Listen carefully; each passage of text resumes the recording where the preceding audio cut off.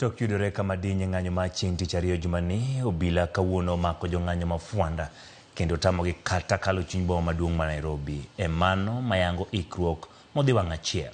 Obila ne odino rode duto marowere mag Gen Z kod jong'anyo ne otiyogo donjo chuny boma maduong' ma Nairobi.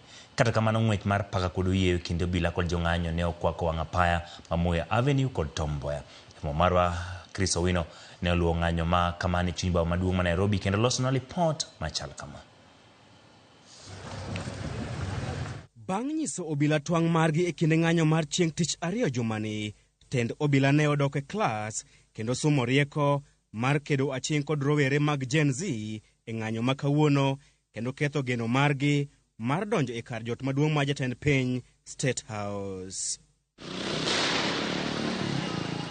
Kochakore e wang' apaya ma Uhuru Highway, roundabout mar Mbalariany ma Nairobi, wang' apaya ma University Way, Moi Avenue, Tom Mboya Street nyaka Haile Selassie Avenue, obila mag kedo kod jong'anyo okwor kar rombgi mar tamo jong'anyo chokore e chuny boma maduong' ma Nairobi.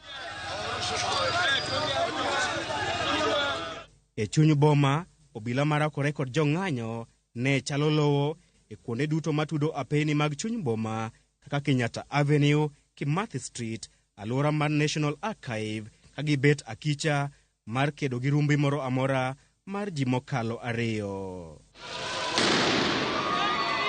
Kata mana wang' apaya ma Koinange Street nyaka alwora mar kar yweyo ma Jivanji Garden ne opong' kod obila.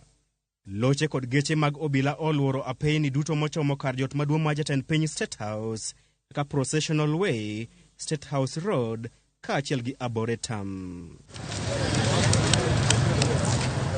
Kata odoko ni kwan mag obila mag kedo kod jong'anyo ne thoth kipimo kod mag jopiny e chuny boma, mano ne ok otamo moko kuom rowere kuom keto obila tesre e wang' apaya ma Tom Mboya kaachiel gi Moi Avenue.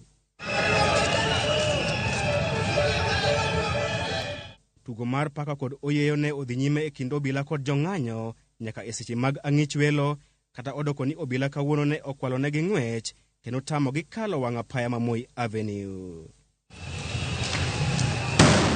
Kwan mag jong'anyo bende ne en piny kipimo kod chieng' tich ariyo, gino ma inyalo tudo kod okang' ma jatend piny William Ruto goyo bade piny kendo tamore keto koko e paro mar chik mar omenda kendo yie mar timo twak kod rowere mag Gen Z.